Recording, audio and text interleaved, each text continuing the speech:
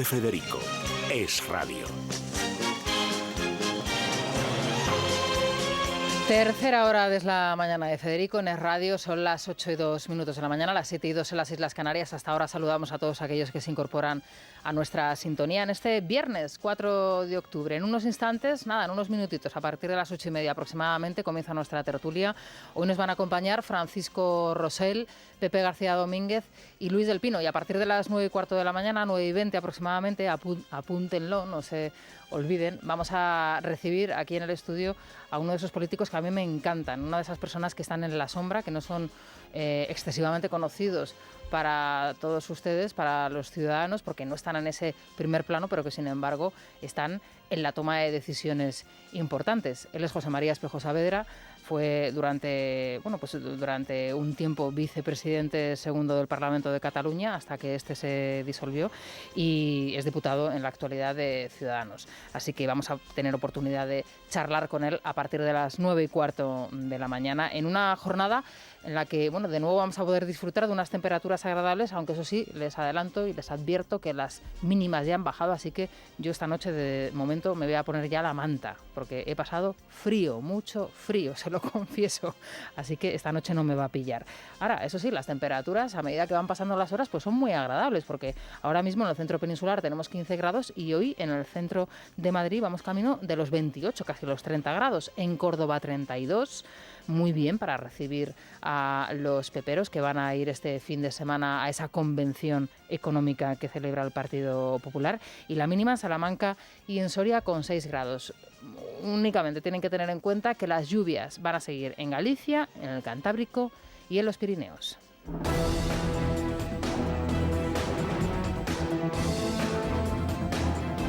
Mentiras, ¿no? A las falsedades, a las descalificaciones hiperbólicas de la derecha, del señor Casado, del señor Rivera, ¿no? En lugar de un detector de mentiras habrá que poner un detector de verdades a ver si dicen alguna verdad. Hombre, usted también con la tesis doctoral puede decir la verdad también. En el último año, en estos 12 últimos meses, se están creando 1.483 empleos diariamente. Repito, 1.483 empleos diariamente. El peor dato. Por cierto, hemos aumentado la protección social también a los trabajadores autónomos. ¿Qué es lo que hemos hecho? Nosotros empezamos a gobernar en junio del año pasado y lo que hemos hecho ha sido poner un plan de empleo digno en marcha, que ha regularizado 190.000 contratos temporales en indefinido. Este momento que están escuchando es un fragmento del primer debate televisivo de la pasada campaña electoral. Escuchábamos a Pedro Sánchez y a Albert Rivera muy incisivo, pues recordándole su tesis, recordándole los datos del empleo. Ganó en aquel debate Albert Rivera y Pedro Sánchez no estuvo entre los ganadores, tampoco entre los perdedores, pero desde luego no lo ganó. El presidente del Gobierno en funciones es consciente de que el formato del debate televisivo no es un formato que a él le favorezca, ni muchísimo menos, porque no controla. Nunca lo ha controlado y aunque sí que en los segundos debates suele remontar, lo cierto es que, Albert Rivera, por ejemplo, es una persona que se le da bien esto de la televisión. La verdad es que a mí los debates televisivos me encantan. Me pasaría el día viendo debates televisivos y cara a cara. Me parece que es una opción estupenda, extraordinaria, para que sobre todo aquellas personas indecisas que en los últimos días, y que cada vez es un porcentaje, según nos dicen las encuestas, que es mayor, tienen dudas a la hora de decidirse por un candidato, pues tienen una oportunidad para hacerlo. O sea, yo me pasaría el día viendo debates a 5, a 4, cara a cara del presidente del gobierno con el líder de la oposición, con el segundo líder, con el cuarto. Me parece extraordinario. Pues no va a ser así, señores. Solamente va a haber un debate electoral, va a ser el próximo día 4 de noviembre probablemente, y es la opción que da el presidente del gobierno en funciones. Solamente habrá uno y en él estarán 5 representantes. No va a estar Errejón. Sí va a estar Abascal, pero no va a estar Errejón. Quien no se conforma es que no quiere. Una novedad respecto a la campaña anterior. La muestra evidente de que Pedro Sánchez sabe que a partir del día 10 de noviembre tiene alguna posibilidad de tener que desalojar de urgencia la Moncloa es el tipo de campaña que está haciendo. Aparte de rehuir de estos debates electorales, lo que está haciendo el presidente del gobierno en funciones es multiplicar los actos, acto tras acto, tras acto, tras acto, tras acto. Incluso ha dejado plantados a los reyes de España para ir a un mitin en Valencia, se lo contábamos ayer, y entrevista tras entrevista, tras entrevista, tras entrevista, en medios de comunicación que probablemente el presidente del gobierno desconocía que existiesen. Ayer estuvo en Extremadura Televisión. Después de estar en la Feria del Ganado de Zafra, el presidente del Gobierno se fue a Extremadura Televisión a hablar de jamón, a hablar de queso, a hablar de los transportes en Extremadura, de las infraestructuras y, por supuesto, a hablar también, y así lo dejó caer el presidente del Gobierno en funciones, de las cosas que le separan de Pablo Iglesias y de Podemos y de las cosas que le unen al Partido Popular. Hombre, un gobierno, sobre todo en desafíos como tenemos por delante, como es la cuestión catalana, ¿no? Pues hombre, un gobierno que comparta una visión, que no tenga una discrepancia de fondo en un aspecto tan vital como es el de la convivencia en Cataluña. ¿Se imagina usted, por ejemplo, ahora mismo con lo que tenemos, el que, en fin, tengamos una parte del gobierno defendiendo la Constitución y otra parte defendiendo que hay presos políticos en Cataluña? Pues hombre, es una discrepancia de fondo muy importante, ¿no? Yo me vi ante la tesitura de o bien tener un gobierno para una investidura o bien tener un gobierno para una legislatura. Y creo honestamente que lo más importante es que tengamos esa estabilidad, que no dependamos, al menos en los elementos más centrales de la estabilidad de un gobierno, de fuerzas que no comparten con nosotros ni una agenda, ni desde luego un proyecto común para nuestro país. Bueno, da la sensación de que el presidente del Gobierno en funciones está tendiendo la mano a Pablo Casado para que le ayude si a partir del 10 de noviembre es el Partido Socialista y es Pedro Sánchez el que ha ganado las elecciones. Claro, esto tiene sus taras, porque uno escucha a Pedro Sánchez en Extremadura y lo que escucha le puede parecer bien. Incluso lo que ha dicho en Aragón, incluso lo que ha dicho en Madrid, en la redacción del Confidencial. Claro, uno escucha a Iceta, el líder del PSC, y ya de repente dice, bueno, ¿pero esto qué es? Aquí ha habido un cortocircuito. Se está diciendo exactamente lo contrario a lo que estaba diciendo el presidente del Gobierno en funciones en otros puntos del país. Y esto no puede ser. Bueno, de momento, quien sí recoge ese lazo que está lanzando el presidente del Gobierno en funciones, o bueno, mejor dicho, más que recogerlo, el primero que lo lanzó fue el varón popular por excelencia, que es Alberto Núñez Feijóo, el presidente de Galicia, que ayer delante de los Reyes decía esto. No es infrecuente constatar que formaciones políticas que dicen pertenecer a la misma familia ideológica tienen discrepancias esenciales en cuestiones específicas, mientras que otras, situadas en trincheras opuestas, coinciden en lo básico, aunque se resistan a admitirlo. Fíjense ustedes la conclusión a la que habrá llegado el señor Núñez Feijóo, la situación crítica para el país a la que habrá llegado Núñez Feijóo cuando desde hace meses está reiterando su idea de que haya un pacto PP-PSOE. Muchos dirán, bueno, es que claro, lo que quieren es el regreso al bipartidismo porque es lo que les interesa y yo no se lo voy a negar. Seguro que hay gurús todavía en las sedes del Partido Popular y del Partido Socialista que no se hayan enterado de qué va esto y que, aun viendo el ejemplo de los gobiernos de Andalucía, de Madrid, de Castilla y León, sigan pensando que lo idóneo es el bipartidismo. Bueno, pero la realidad es que la situación en la que nos podemos ver abocados a partir del próximo día, 10 de noviembre, es de extrema gravedad. No sabemos a dónde nos van a llevar estas elecciones del 10 de noviembre por varias cuestiones. Y una de ellas, por ejemplo, y un factor fundamental en todo esto es qué efecto va a tener en el voto de la izquierda la entrada de Más País, de Íñigo Errejón, y cómo se va a resolver esta situación. Y luego, por supuesto, la cuestión catalana y la diferencia del discurso de los socialistas. ¿Cómo se va a resolver esto en las urnas? Si acaso el presidente del Gobierno, Pedro Sánchez, piensa que los españoles no se dan cuenta de que el discurso que él está manteniendo en Extremadura Televisión, en Aragón Televisión, en el Confidencial, es diferente al que su partido está manteniendo en Navarra y en Cataluña, es que el presidente del Gobierno piensa que los españoles somos tontos. Escuchen lo que ayer mismo decía Miquel Iceta, cuando estaba hablando y justificándose respecto a al no apoyo a la moción de censura a Torra el próximo lunes, y cuando le preguntaban sobre los CDR en Cataluña. También le diré, como me ha preguntado, ¿usted cree que haya terrorismo en Cataluña? No. Pero tampoco creo que la fabricación de explosivos sea un ejercicio común, normal y deseable. Pues está diciendo todo lo contrario de lo que está diciendo el presidente del Gobierno y lo que es más grave aún, está diciendo todo lo contrario de lo que está diciendo un juez instructor que tiene 2 años de conversaciones grabadas y que tiene pruebas más que suficientes para haber metido a 7 individuos en la cárcel acusados de delitos de terrorismo. Esto es lo que acaba de decir Iceta, lo contrario de lo que está diciendo un juez instructor que tiene 2 años de grabaciones con pruebas, numerosísimas pruebas. Y lo que es más grave aún, un juez instructor que está acusando al Ministerio del Interior y al señor Marlaska, al señor ministro, de estar filtrando informaciones para que las segundas o terceras fases de esas intervenciones se frustren y no se lleven a cabo. Y todos estamos pensando, lógicamente, en la detención de Torra y en la extradición de Carles Puigdemont. Pero lo peor de todo es que esto que acaba de decir Iceta es exactamente lo mismo que ayer mismo decía Pablo Iglesias. Escuchen. Vamos a ver si efectivamente estaban fabricando bombas o no. Ahí vamos a esperar a ver lo que pasa en el juicio. Pero creo que hay algunos que están deseando decir vuelve la ETA en Cataluña, y creo que eso es muy responsable y que eso es una falta de respeto hacia las víctimas de ETA, y creo que no se puede llamar terrorismo a cualquier cosa. Bueno, ¿cuál es entonces la diferencia entre lo que dice Iceta y lo que dice Iglesias? ¿Cuál es la diferencia entre lo que dice el Partido Socialista y lo que dice Unidas Podemos?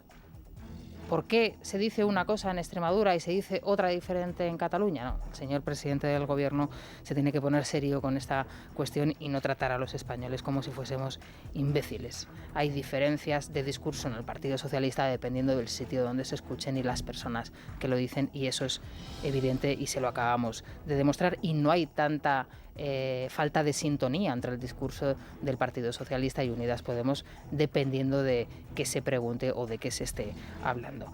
En fin, vamos a repasar otras noticias, lo vamos a hacer con Daniel Muñoz y con Vanessa Vallecillo, empezando, por ejemplo, por la diferencia también de criterio y la diferencia a la hora de abordar una cuestión tan importante como es, por ejemplo, la exhumación de Franco en el seno del Partido Popular. Las diferencias entre la manera que tienen de abordar la cuestión el presidente del partido, Pablo Casado, y la presidenta de la Comunidad Autónoma de Madrid, Isabel Díaz Ayuso. Pablo Casado sitúa la economía como eje de su campaña electoral e ignora la exhumación de los restos de Franco del Valle de los Caídos, una posición diametralmente opuesta a la manifestada por Isabel Díaz Ayuso, la presidenta de la Comunidad de Madrid. Durante la sesión en la Asamblea, Ayuso criticaba la Ley de Memoria Histórica y reprochaba al Gobierno en funciones que hiciera electoralismo con la exhumación de Franco. Su vicepresidente, Ignacio Aguado, ratificaba ese discurso. Por su parte, Pedro Sánchez pedía concordia. Dejémonos de globos sonda, dejémonos de debates que no interesan a nadie.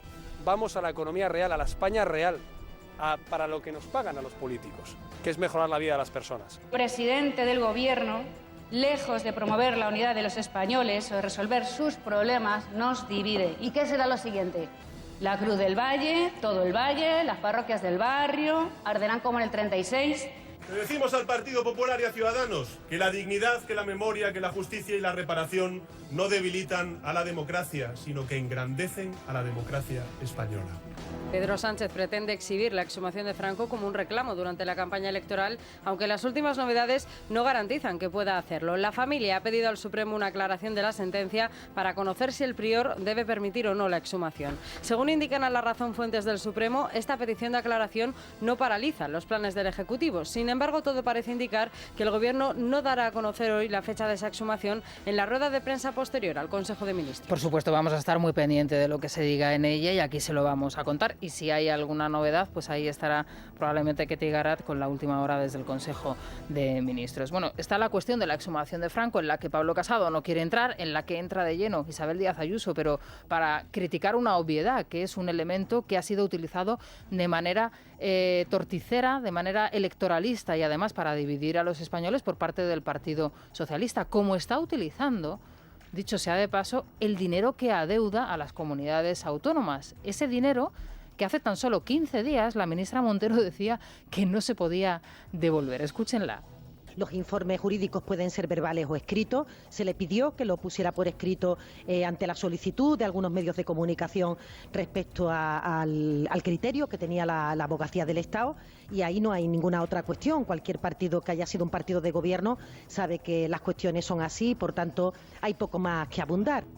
Bueno, no hay ninguna otra cuestión hasta que llegó el presidente del Gobierno, Pedro Sánchez, en Valencia y dijo, vamos a devolver el dinero. O sea, no hay ninguna cuestión, informes jurídicos, todos los que quiera la ministra, pero llega el presidente del Gobierno en un mitin electoral y anuncia una medida del gobierno. Es decir, utiliza un mitin de partido para anunciar una medida de gobierno y utilizan el Palacio de la Moncloa, la rueda de prensa del Consejo de Ministros, para hacer electoralismo, para llamar al voto al Partido Socialista. Bueno, pues estamos en esto.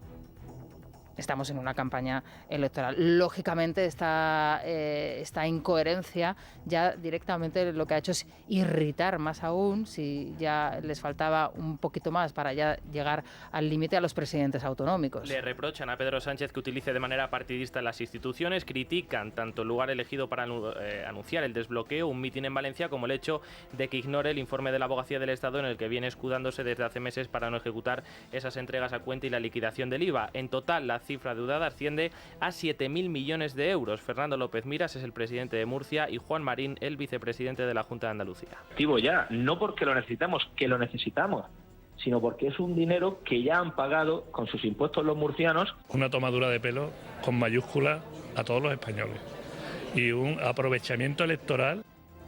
Bueno, y es que estamos en una campaña electoral, pero ya, y si alguien tiene alguna duda, bueno, pues vamos a ver qué es lo que está sucediendo y se lo vamos otra vez a repetir con la cuestión catalana, ese giro en el discurso, giro nacional en el discurso del presidente del gobierno que, como les decía anteriormente, sigue chocando de frente con lo que está sucediendo y lo que está haciendo su partido en Cataluña y lo que está haciendo en Navarra. Bueno, el próximo lunes va a ser un día importante porque se va a presentar esa moción de censura contra el gobierno de Torra. Al final la va a presentar Ciudadanos, es cierto que también anteriormente lo había solicitado el Partido Popular, pero al final Ciudadanos y Partido Popular van a ir de la mano en esto. Y eso es importante, se van a unir para ello. El que no va a estar al lado va a ser el Partido Socialista, que en un acto desde luego, de muy mala leche, sacaba a pasear de nuevo a Inés Arrimadas, bueno, de alguna manera para justificar por qué no lo hacía. El lunes se vota en el Parlamento catalán la moción de censura planteada por Ciudadanos contra Torra y que no saldrá adelante porque solo va a contar con el apoyo de los de Rivera y del Partido Popular, ya que el PSC se abstendrá. Ambas formaciones piden a Iceta que cambie de postura. El líder de los socialistas catalanes insiste en el no, señalando a la exlíder de la oposición, Inés Arrimadas. ¿Qué más tiene que pasar para censurar a Torra? ¿A qué está esperando el señor Sánchez para venir unidos en esta moción para recuperar la convivencia, la libertad y la seguridad en Cataluña? Si el problema somos nosotros o el problema es Ciudadanos, nosotros mismos ayer le trasladábamos al señor Iceta, presente usted la moción, que nosotros a usted sí le apoyaríamos, porque se trata de escoger o Torra o democracia. Presentar una moció de censura per perdre-la és consolidar el Presentar una moción para perderla es consolidar al presidente Quim Torra. Lo he pensado algunas veces, pero nos acabó convenciendo Inés Arrimadas cuando hace unos meses hablamos de esta posibilidad. Ella me dijo personalmente: los números no salen y por lo tanto no lo hago. Y además lo único que pasaría es que uniríamos a los independentistas. Té tota la raó. Bueno, pues esto es lo que decía Miquel Iceta ayer. Bueno, les cuento una última hora que les está contando en estos momentos libertadigital.com y que firma nuestro compañero Miguel Ángel Pérez. El juez envía la filtración de los CDR a Plaza de Castilla para investigar un delito de revelación de secretos. Manuel García Castellón, el juez instructor de la Audiencia Nacional, ha decidido abrir diligencias penales y enviar la filtración sobre la operación Judas contra los CDR a los juzgados de Plaza de Castilla para investigar un delito de revelación de secretos. La Audiencia Nacional no es competente para investigar este tipo de delitos, por eso lo lleva a estos juzgados de Plaza de Castilla. Fuente de la investigación han sido consultadas por el Radio y por Libertad Digital y han confirmado que la filtración de información secreta sobre la operación contra los integrantes de los comités de defensa de la República se produjo horas después de que el ministerio que dirige Fernando Grande Marlaska tuviese acceso a ella.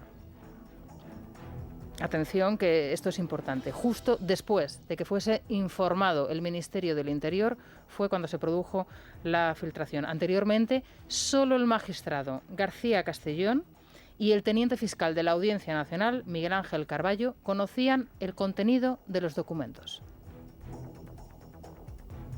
Es decir, en el momento en el que ya no son dos personas, sino que son tres las que conocen el contenido de la información, es cuando se produce la filtración. Y esa tercera persona se pueden imaginar ustedes quién es.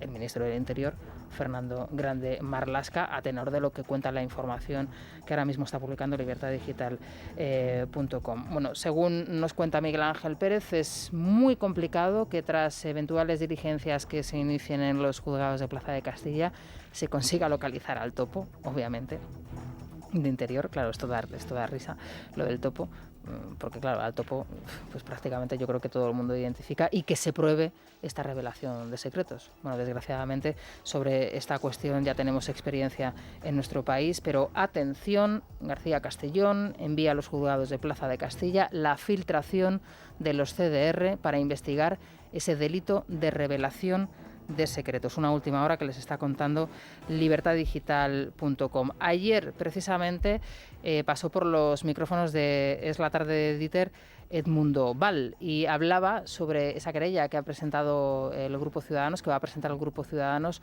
contra Torra, precisamente por su vinculación con los CDR. Parece que desde el poder público, desde la propia Generalitat, existe esta estimulación, en definitiva, de estos elementos subversivos, de estos elementos rebeldes, de estos elementos presuntamente terroristas. Bueno, esto es lo que decía Edmundo Val. En unos instantes, y a medida que vayamos conociendo más datos sobre esta última hora que les está contando nuestro periódico, se lo iremos contando. Vamos a hablar ahora de la cuestión económica que tiene a todo el mundo soliviantado y además muy, pero que muy preocupado, y tiene que ver con ese anuncio de esa entrada en vigor de la subida de los aranceles por parte de los Estados Unidos y que afectaría de lleno a España, en concreto a muchísimos productos introducidos en el mercado estadounidense, como pueda ser el aceite, el vino, y que tiene a los agricultores, a los ganaderos y a los empresarios en general en nuestro país muy, pero que muy preocupados. Están preocupados por las pérdidas anuales que van a sufrir con la subida de los aranceles por parte de Estados Unidos. Hasta 160 productos se van a ver afectados, en especial el vino o el aceite, del que somos el primer exportador a nivel mundial. Los olivareros ya han convocado para el 10 de octubre una manifestación. Desde el Gobierno, la ministra de Industria en funciones, Reyes Maroto, apuesta por negociar con Estados Unidos, mientras los representantes del sector temen las consecuencias. Pensamos que hay que seguir negociando con Estados Unidos para evitar llegar a este punto. Lo que no hemos visto es voluntad por parte de Estados Unidos. Se han hecho diferentes ofertas de sentarnos a negociar, pero ellos han reiterado su decisión de aplicar los aranceles de forma inmediata. Que cuando sucedió el problema de la aceituna negra, que sigue vigente, pues creemos que faltó una labor diplomática y política más intensa. Las exportaciones a Estados Unidos son 1.750 millones de euros y 1.000 millones estarían en peligro como consecuencia de estas exportaciones, que supone el 3% del total de nuestras exportaciones. España exporta casi 365 millones de euros de vino y productos vitivinícolas a Estados Unidos, de los cuales pues unos 260, o sea, la gran mayoría, son vinos tranquilos. Si a eso le sumamos los espumosos que no se ven afectados, ya hablamos de más de 320 millones de euros. Bueno, pues ahí está la preocupación, lógicamente, de los empresarios del sector. Vamos a estar muy pendientes de esta noticia. Son las 8:25 de la mañana, las 7:25 en las Islas Canarias. Nos vamos a hacer una pausita muy breve y enseguida les contamos más cosas. Es la mañana. Es radio. El típico.